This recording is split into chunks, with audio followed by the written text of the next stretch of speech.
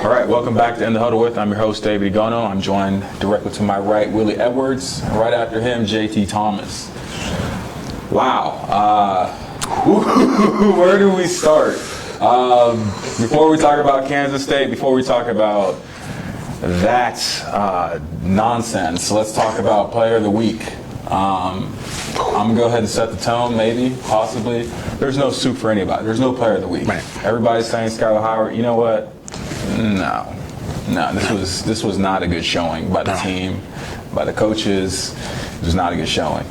That's usually me, though. What do you when we lose, you don't give out you guys all year have been giving out awards when we lost. And I was the only one saying, when you lose, nobody should get anything. I mean, I couldn't even give it Lambert this week. That's what I'm saying. Right. Lambert usually my go-to guy. Wow. Yeah. It was a struggle. It was a struggle to watch the game. That had so much promise. You know what I mean? The fact that it was a senior night on a Thursday night, the weather was great, the fans were in full effect, and we go out there and lay an egg is less than the language that I would use. Just because the mere fact, we expect so much more on our team. And then when we see them play not as well as we know they can, it's just hard to stomach, It really is. I mean, going into this game, we knew who Kansas State was. Over the last couple of years, they've come down here, and wherever we've played them, they've had the best of us. Yeah. So to play not well, Dave, it's just a tough week for me coming here to this week. So no accolades from you? Yeah. I would say this defense did, as a defensive guy, defense played a hell of a game in terms of great defense. They held the guys to 1 yard, if that, and rushing. So I would give the defense an A+, B+, because we got to win games with defense for the most part. So I give my defense a B+. Okay. I'll say the front seven. I give them players of the game if we're going to give out one. Anytime you can limit a team to 1 yard rushing, that's phenomenal in college football. I mean, going into the third quarter, they had -3 yards. Yeah. And you look in the stats, Jake Waters had 12 carries for 13 yards. So even with his 13 yards, we had tackle for losses to negate those 13 yards that he gained. So our front guys played a heck of a game and just couldn't put it together. Yeah, the front seven, it's almost kind of sad because they played well against one of the nation's top rushing attacks, and it sort of doesn't matter because of everything else that happened.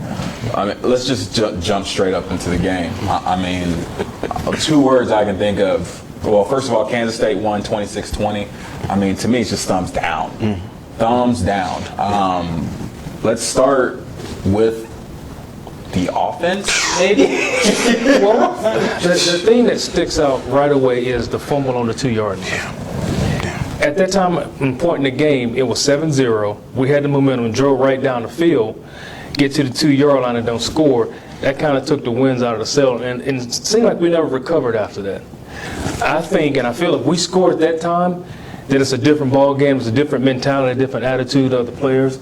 But when that happened, now you start looking around, okay, what's going to happen next? Yep. What's going to happen next? And I don't think we recovered from that. And again, like I said, if we score, I think it's a different outcome. Well, throughout the season, I would say we were 80% scoring in the first drive. Yes, right? That's been typically the stat. However, think about who we've been using for these 80%. And the difference being, we're on the 1 yard line, and we change it up. Listen, it was a tough outing for me.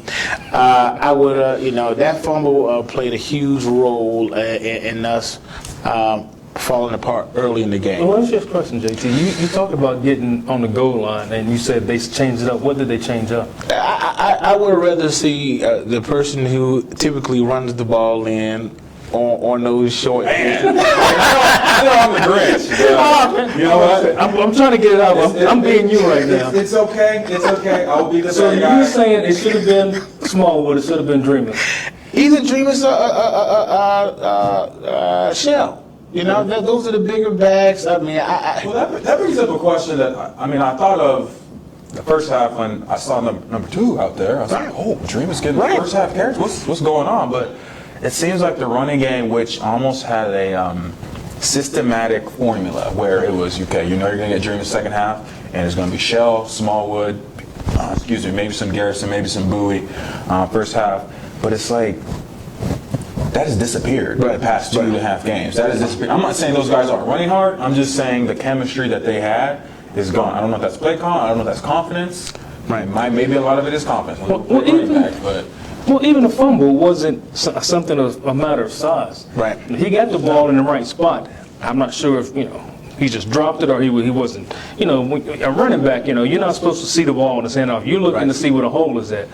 From my angle, the ball was in his stomach, and I'm not really sure if, Trickett still had a hand on it when he was pulling it out or pulling his hand out. And who knows? But at that point, I thought the same thing, JT. You want a bigger back, but, And again, for me, it's just familiarity in terms of those guys have been doing it week in and week out for the last couple months, the last 2 months. Shell's been going down in that first series, scoring some sort of way in that capacity, and again, it's no knock on Smallwood. It's just the fact that I just think when I get in that red zone, that 1 and 2 yard, I want to see a bigger guy punch it in there. I think we got the front line to push people around. We got to find a way to get the guys who used to scoring touchdowns in that part of the field in the end zone. Yeah, I mean, we'll definitely talk about it when we talk about talking points going into Iowa State game. But I mean, let's be honest. If it's Josh Lambert, running in from 2 yards, Dreamus, or Wendell Smallwood, I mean, that's execution. Absolutely. It's not like they didn't practice that play all last week. So I don't want to say I'm siding, trying to protect the player, but yeah, that's execution. It was not executed. I mean, let's talk about the defense. I mean, we talked about the front seven. They showed up. They did what they needed to do. The secondary, and we talked about it right before we started filming, it was appalling, shocking to see, like I said, 250-pounders running wide open up the middle of the field. That is all hands on deck. Right. What were some of your guys' observations? Because I kept seeing it, and I was just like, number 48 is open again? It looked like we were playing some man coverage, and the tight end pass blocked. And as a defensive back, I don't know, it was either the spur or the bandit, because it was a tight end. Our corner's not going to cover. He's going to be the spur or the bandit. So when he pass blocked, our bandit, the spur, ran towards the line of scrimmage on the pass block, and then that guy just took off down the middle of the field, and it happened twice. If you get us once, okay, you know what? I saw that play. I'm going to put that in my mental Rolodex. So the next time I see him pass it, okay, I'm going to make sure that, this guy's not going to do the same thing he did to him last time. Apparently someone didn't learn their lesson, and it happened twice, and it hurt us both times. And, as defensive players, we kind of know this. When we go man like that, somebody's always responsible, no matter if that person's blocking or what have you. From what I remember, you typically locked on. Yeah. Pretty basic, yeah. Yeah, you're locked on to that guy. Unless they send you on the blitz, right? Unless you're locked on that guy, you're taught to stay with that guy. That's why, we talked about a couple weeks ago, us being susceptible to the run when we go man, because those corners turn their back and we lock those outside backers on either back at the backfield or the tight end. And if you're not locked on and somebody's going vertical, we tend to get beat. So we were concerned about that. But we just saw people running around kind of waving their hands up this week, and it just hurt us and hurt us bad. And I'm sure that I wouldn't say it took the confidence out of our defense. It gave us some pause and reservations about getting to the football. Yeah, I mean, let's be honest. Aaron Lockett, I mean, you can't really, nobody stopped him. You're not really going to stop him this year or this season. He's done that to the Mountaineers pretty much every single game he's played against them. He's a monster, a 5'7", 185, or I'm giving him too much weight, maybe 165 pound. He's just a beast. But at the same time, if you just keep what he did and you eliminate all the other guys who honestly were just complimentary, they're in the game. Right. And one of the things reading what people are writing, talking about online, everybody's talking about how, there were some bad calls against the secondary and this, that, and the other. And I'm just like, still could have won the game if you execute what you execute and what you practice during the week. Any thoughts before we jump into the special teams? Absolutely. I wish my man Scott was here, because Scott would have the statistics on it. But this one statistic stood out to me. We dominated them in every statistical category, with the exception of time of possession. And guess how many minutes they had in regard to time of possession? 3 minutes and 6 seconds. More than we had in that game. And that played a huge difference in the ball game. 3 minutes and 6 seconds played a significant difference in us walking away with the ball game. I'll give you another statistics. 4 turnovers. They had 2. The last 3 or 4 games we played, we've had 5, we've had 3, we've had 4. And you cannot turn the ball over against good football teams, because they'll make you pay for it. And I said it last week that, this team reminds me of a Penn State team. They're good. They're not gonna make mistakes, but when you make a mistake, they make you pay for it. And when we make mistakes, we paid for it. Yeah. Speaking of mistakes, Mountaineer special teams. I mean, that's not probably the best way to open up the segment, but they've been making mistakes on that unit all season long. Yeah. I don't know where you guys want to start, but Which segment? special teams. Well, I mean, there's some good projects for the teams. Let's do coverage. Let's just get that one out. Get that one out of the way. Coverage. Coverage was better, with the exception of the punt. Better kickoff coverage. See, there's different coverage. That's why, kind of narrow it down to which one. Yeah, CT's job is to serve and protect all players. I try to find. I do this and try to find something positive. I hate to sit up here and be strictly negative, because we got a good team, and I have so much hope and promise for them. So I'm trying to find some bright spots. But whenever you have to preface the phrase with the exception of, you probably start going down the wrong path. But special teams was not at their best this game, and the people we depend on and people we typically go to probably had one of the worst games that they could possibly have so far. Our kickoff team, I think we kicked the ball out of bounds at a time we didn't really need it to be kicked out of bounds. So Josh Lambert missed a chip shot. I'm sitting there, I'm right across from where he's kicking this way. I'm lined up with him, and it seemed like he didn't kick all the way through. He just kind of punched it a little bit and missed it by a yard, which is not typical of him, because when he kicks it, even if it's a 30-yard one, he's going to kick it like it's a 60-yard one. So I don't know what's happened over the last couple of weeks with our kickers. It was kind of shocking to see that happen, because we relied on this guy. He's won us games big time. I don't know if weather played a factor in it. He's got won the Maryland game for us. He won the Texas Tech game for us, and he's put some points on the boards that kind of separate us from teams in games. So we've had a luxury of watching this guy come out. Most people, when they see Josh walk on the field, he's going to make this, and they'll turn their head and do something different.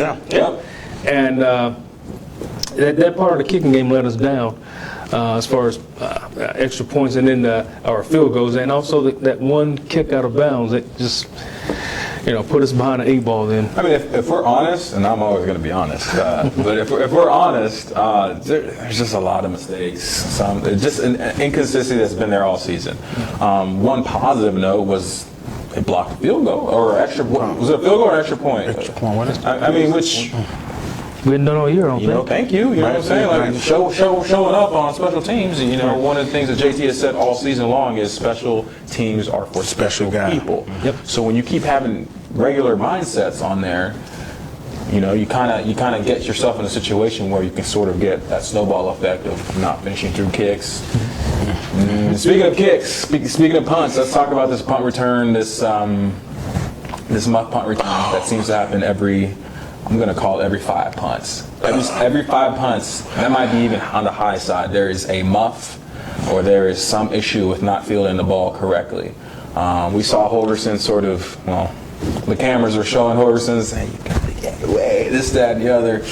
What were your guys' thoughts? Let's start with Willie, because Willie's the resident former punt return man. I've only done it in practice, and I did it with my eyes closed every time. I'm just saying. So, I mean, what do you say? You have to make a decision. He can't be in between when you're catching punts. Either you're going to catch it, or if you're going to get out of the way, run towards the sideline and make sure everyone else does the same thing. So is that a communication thing? It's communication. Because I saw, I mean, I'm not trying to be mean, but it's almost like he was moonwalking, like, you know, saying, you know, poison, poison, Peter, Peter, and the ball caught him. Right. Well, get away from it. Yeah. I mean, that's our coach. You know, we're a coach. If you're not going to catch it, Get away from you it. tell everybody else where the ball is at, and you make a beeline for the sideline. And, you know, you see it happen. It happens all the time, and I don't understand it. That if you're not going to field it, just get away from it. And guys are still standing and watching like that thing has them hypnotized. That they can't get it. They've been drawn in by, you know, by some type of force. And it's like, there's the ball, and get away from it. You can't be in between. Either you're going to field it and run, or you're going to fair catch it, or if you're not going to field it, get off the field. I mean, you know, it's so simple. And it's just, I simplify it. it almost seems like it's not the characteristic of a return guy, all right, to question how they're going to deal with that situation. And when we get somebody worrying or question have that uncertainty about them, it seems like it always goes bad. You know what I mean? It just always, if you have that indecisiveness in you, it typically doesn't turn out your way. Well, I think another issue is that we've had issues with punt return all year long. So we put a new guy. When we put a new guy in, and you can feel it. As soon as a punt team comes out, the stadium is like everybody's sucking in, holding their breath, like waiting for something to happen, and you can feel that. Yeah. You can't tell me you can't feel that energy when everybody's like, oh God, you know, hear the murmurings and things going on. So that person's going to catch the punt. Now he's thinking, oh, I better not screw it because, you know, everybody's looking at me and this has been happening all year, so I can't let that happen. And just psych themselves out. Yeah, I mean, I never return punts, so I mean, just it's tough. Just throw everything I'm saying out of the window. For me, it's always like just tell them catch the ball. Catch the ball. Catch the ball. I don't care if you fair catch it every time. Just catch it. We'll deal with it. But at the same time, that's the thing. It's been 1 week is catch the ball, 1 week is not catching the ball, 1 week is getting away. It's all these different things. 1 week there, don't be sitting nobody back there. Period. Yeah. And when you start to talk about field position and time of possession, those are the hidden yards that just come up and catch you when you're not in sync. So before we talk about Iowa State, before we talk about the opportunity the Mountaineers have going into Iowa State this weekend away, I mean let's do a quick breakdown just of position groups, offense, defense. We're just going to go ahead and give the special teams a C+. I'm not even going to talk about special. Let's see. Let's just stay away from special teams because that one's fairly obvious. Offense, quarterback, receivers.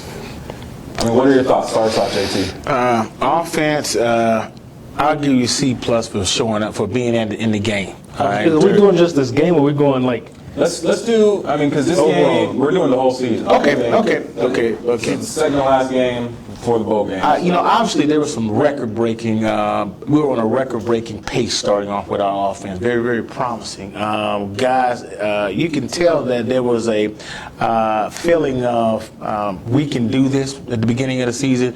Very, very momentous, and you could see the confidence in the guys really, really, really gearing up.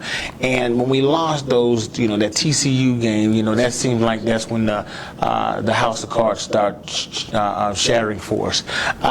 So overall, offense to start off very strong. I would give them an overall grade of B+ because you had a quarterback who came in as a transfer, grabbed the offensive guys, that offensive unit together, and start putting up some big numbers. So I was very, very, very happy to see us start off very well. So I'll give them an overall grade of a B+. You agree? Yeah, I agree. Like I said, we start out first, 8 games, and we were lights out. I mean, we were just, everybody was comfortable with, all right, Clint Trickett's going to throw for over 30 yards. Kevin White's going to have 2 or 3 touchdowns, 11, 12 catches, 150 yards, no problem. But, we got to a point in the season where I think our offensive line started having some breakdowns. Our quarterback, wasn't settled in the pocket. started getting happy feet. And then it just, like JT said, House of Cards just kind of just fell down. I give him a B minus. I just think, man, I want to go to school with you. Anyway, go ahead. At least I said minus. I said plus. And even the Kansas State game, we had 27 first downs. Kansas State had 18. It boggles the mind. That's what I'm talking about. But turnovers, you cannot turn the ball over, and that's what we did as an offensive team. We turned the ball over, and at crucial times. Give me a chance to defend my B plus quickly. Okay, quickly. Please do. So we're actually doing very well in every game, with the exception of the Texas game. Right? Every game that we played, we were in position to win those games. As I mentioned before, we had struggled with second halves. Once we put the second halves together, started being a second half team, that offense played so much better. So that's why, with the exception of the Texas game, I thought we were in command or had the opportunity to pull the rest of those games out. So that's why I gave them the B plus. Texas game was the only game where I felt like offense dropped the ball. Okay. I mean, that's valid. I'll give you that. For me, grade offense, C. C, just a straight C. Not minus or plus, just a C. I mean, you look at the Alabama game, and, man, they started off red hot. I was like, man, is this the 2014 Mountaineers? And then they have, I'm just going to call it a game. I'm not really going to call the Towson game a game, but, they had that, which was good. But then they sort of hit this another level. And then I'm going to say after the Baylor game, heading into TCU, things have just gone downhill. Oklahoma State, and when I say downhill, I'm not talking about yards, I'm not talking about touchdowns or points. I'm talking about execution. Again, for me, the only thing that matters about an offense is first downs and touchdowns. I do not care about Kevin White getting 300 receptions. I do not care about yards. I do not care about Clint Trickett being the best quarterback possibly, at least in the 2000s. I don't care. Are we getting first downs? Are we getting touchdowns? I didn't really see that the second half of the season, and I think that's sort of team wide. But at the same time, they were on fire for about 2 or 3 weeks there, and you know what? They were almost just as lukewarm or even cold the second half of the season. There's still one more game left to be played. I don't think it's all bad. I'm just saying you weigh out the very good with the borderline mediocre average type stuff, and you're just like, wow, I mean, middle of the road, sort of. Right. Maybe a little bit above average, right. But I don't give out pluses or minuses on my grade scale. Well, mine is a B then. So I'm on 1 grade above you, so it's not. Okay, let's talk about the defense. I'll start us off. Defense, oh my gosh, I was like the only one, defending the gate, saying the defense is okay, defense is okay. And I was trying to coach myself up and psych myself up the first couple of weeks because they were not backing me up with that. But the second half of the season, they showed up. I will still say that the defense is young as far as knowledge and experience in this defense. So it's almost like they're better off with an incomplete grade. But I'm going to give them a C as well, simply because they played some tough, and that's not. I don't feel that's negative in the sense that they're on the rise. Right. A lot of their beatings that they took were at the hands of, Oklahoma, who their running back last week just broke the NCAA FBS rushing record that was set the week before. Your Alabama game wasn't cool. Was not cool at all. TCU, anytime you have to face a quarterback of that caliber who's running and throwing like that, it's a challenge. I just give them a C, and that's not a negative. It's just more so like they had a lot of growing pains early on, and they're starting to. It's almost like the offense is sort of coming back to earth, and the defense is starting to carry this team a little bit. Right. I agree with you, and I agree with this assumption that you mentioned early on about it potentially being incomplete. It's a lot of transition going on there. New defensive coordinator with a new defensive scheme. Young guys, young talented guys, which showing so much promise.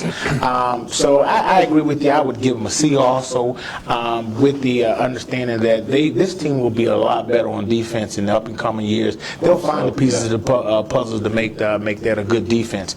Offense just going to to have to keep on finding a way to pull it off. Not necessarily offense, special teams got to be a factor. You know, they got to be a factor. Amen. Amen. Go ahead. I guess we're going to go for the trifecta. I would say a C also. Okay.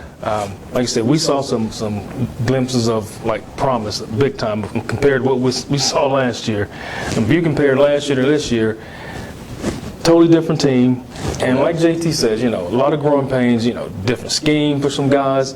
And they're only going to get better. The more familiar they become with the defense, then, you know, those guys will be more comfortable and they'll be able to do more things. Because right now, you know, I know Scotty would always say, you know, never let them catch you where you start. You know, Right. don't let them, you know, catch you where you end up. You know, one of those sayings. So once these guys get familiar with that defense, you know, it's going to be like Troy Polamalu. You know, they'll start over here and run back over here because they know and they're comfortable with it. And once that happens, I think they're going to be great. Young, still, I think we return maybe, 7, maybe the starters on defense, maybe 8.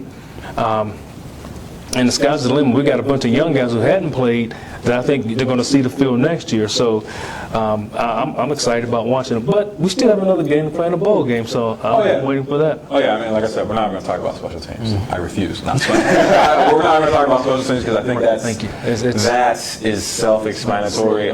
The defense, honestly, I mean, they're going to.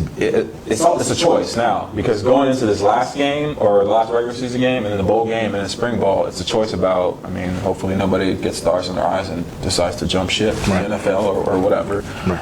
Hopefully we stay out of trouble. Hopefully we stay eligible, which is supposed to be the number 1 requirement. But if they choose to be great, I think that they can completely shock the Big 12 as far as giving the offense a platform to score. Right. Hey, you only need to score 17, 21 points and we'll handle it, Right. which I don't think we've had in 5-6 seasons.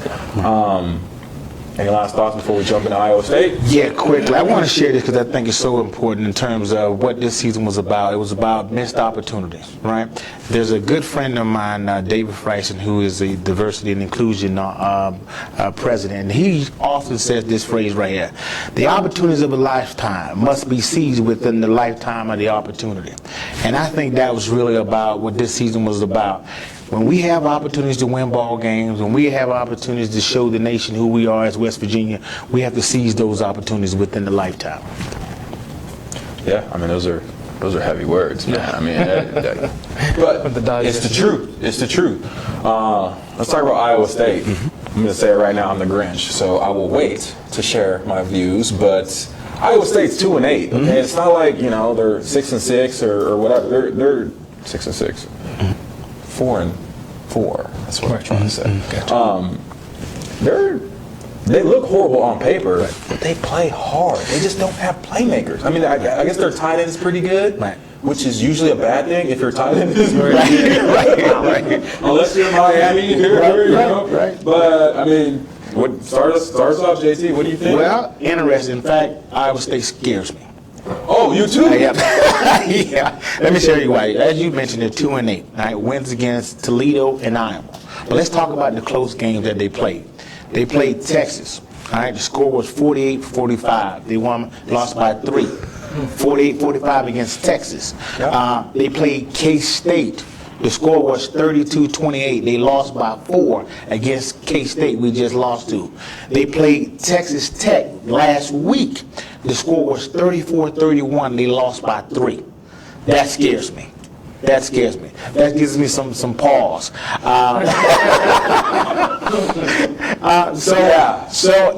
And I know our teams. And when I say I know our teams, it worries me that we will play down to some teams. Go in there looking at a team saying they're 2-8 and not go in there ready to play football. And that scares me. But at this minute, I'm gonna just let Will move on because I want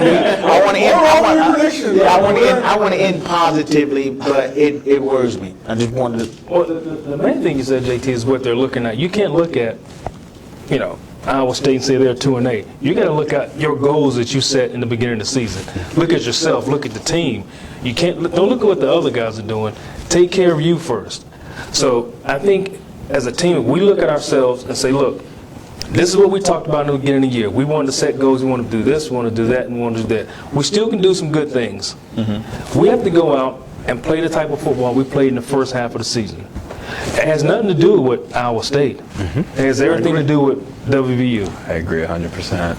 And that's where, like JT, I'm scared. I'm not scared about them coming up and showing themselves ready to play. It's just you look at the emotional, language, body language of this team the past 2 or 3 games, and you're just like, man, like. Yeah, do they even want to be here? Yeah, the season is not over. No. It is not over. So, I mean, for me, watching Iowa State, their coach Paul Rhodes, I mean, he's doing I'm saying this, I may be the only one outside of Ames? I may be the only one saying this. He's doing a great job with limited everything. I mean, I think they have 1 recruit for next year's class. Wow. 1 recruit.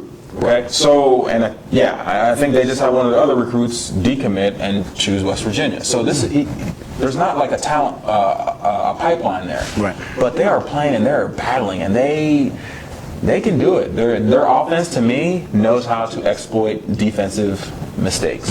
Again, they don't have the playmakers, so they get caught up. But how are they scoring 45 points? Right. Right. I mean, how are they in shootouts? How are they at the top of the conference punching? Right. I'm not going to say when they should be punched out. Yeah, they should be like Kansas. Let's be honest. Right. They should just be like Kansas, where they're just like, okay, here we go again, Right. But they're not. So, I mean, let's jump into prediction part. I call this a trap game of the worst sense because you want the season to be over. Yeah. You're not going to a great bowl game that you thought you were going to at the beginning of November. By the way, November has been horrible as a football player. Right. It's a horrible opponent on paper. Right. I'm seeing Josh Lambert being crucial. Like, I'm just saying, I expect more field goals from him. And after that, I don't even want to predict the score because I don't even know. I don't get this emotional boost. The only player I see week in, week out when he gets a chance to do something, Dreamus didn't. It's like he played the first half and then they went away from him. Whatever, right. But Alford is the guy who gets the ball in his hands and everybody holds their breath like, okay, by the time I have to breathe, he's going to score because they know that for a fact. Right. But after all stuff, I just see this game being tough. Yeah, I agree. I mean, I usually jump out there in that water and say 2 touchdowns, But to watch how we played last week, it's just hard to figure it out right now. Fans and supporters of our show, I am stressed out. This is real. Yeah, this is real. This is so real, and because I expect so much out of our Mountaineers. I feel like I know they have so much potential, and when we come into weeks like this, with all the things you just mentioned, it worries me. Although I'm gonna stick with the Mountaineers and say we walk out the stadium with the win on our hands. May it be by safety. It could be a safety. But I got to find a way to finish it strong, and I just want us to do well each and every week. And it's certainly been a pleasure to sit here all season long and have the chance to chop it up like we have. I say a field goal. I mean, when you said, Josh Lambert is going to be big, I was thinking, because the first thing that came to my mind was, well, it's going to be a ugly game, but we come out with the win by a field goal. It doesn't even matter. Just win. Just win. Yeah. 3-2. Just win. So, like I said, we still have an opportunity. We can win this game, win our bowl game, and set us up for next year. Absolutely. And I think that's important for those guys to realize that. And you said it, and you said it. It's not over yet. They're playing for more than just beating Iowa State and playing a bowl game. We're playing for setting the foundation for next year. So, guys, you can do this, finish up strong, which will lead us into next year, and we'll expect big things out of you then also. Yeah, I don't even want to talk about the bowl game because I feel like I'll jinx something. I don't even know. But honestly, before the season started, every former Mountaineer that I talked to who had been out of the program at least 2 or 3 seasons said the same thing. I just want the team to show fight. I want them to fight. I want to play with that hard edge. I feel like we've lost that over the past month or so. That being said, you can get that back this week. Oh, yeah. Just win. I don't care if it's Lambert. I don't care if we get a punt return for a touchdown. I don't care if. I mean, we didn't even talk about Skylar or Clint who's going to play or whatever, because, I mean, honestly, it doesn't really matter. It doesn't really matter at this point. But they just need to win. Right. So, closing comments before we hit the road? And again, I just want to thank the show. I want to thank the fans. I want to thank you, David, for having us. And it's been a great experience, and looking forward to doing it again. I echo JT's sentiments about the show. I've had a great time, talking football. And you don't get to play it, so you can talk about it. But I would like to send a shout out to a friend of mine, a coworker, Ken Tobias, who's battling pancreatic cancer right now, and hang in there and fight, buddy. We got your back. Awesome. Well, I've had fun as well. Sometimes I feel outnumbered. It's starting to change a little But bit. yeah, so, I mean, honestly, we all want the Mountaineers to do what is in our DNA, which is to punch back and to lead. And I think that they'll do that. It's just been a rough season. But thank you for joining us all season. Check back on thedpost.com for more updates.